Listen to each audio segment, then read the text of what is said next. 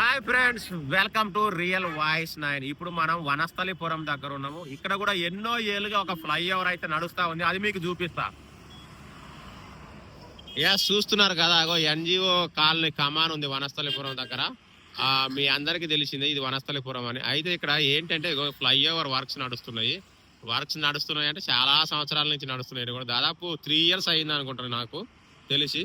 ఇగో అక్కడ 1, 2, 3 మొత్తం 4 పిల్లర్లు, అంతేనా?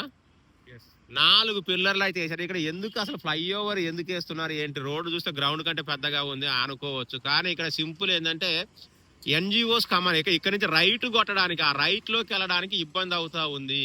ఎందుకంటే యూటర్న్ తీసేస్తున్నారు, అటు పెడుతున్నారు. అక్కడేమో లెఫ్ట్ టర్న్ ఏమో మళ్ళీ ఇటు రావడానికి లేదు. ఇటు రకరకాలుగా ఉండడం వల్ల దీనికి సంబంధించి కొంచెం ఈజీ అవుతుందని మాత్రమే ఈ ఫ్లైఓవర్ నిర్మాణం చేపట్టారు. కానీ ఇక మరీ అంత మ్యాండేటరీ కాదు, కానీ మెల్లిగా స్లోగా నత్తనడకన చేస్తా ఉన్నారు. కానీ అది మంచి పద్ధతి కాదు. కొంచెం ఫాస్ట్ గా ఫ్లైఓవర్ ఫినిష్ చేయాలని నేనైతే మనస్ఫూర్తిగా కోరుకుంటున్నాను. Thank you and bye.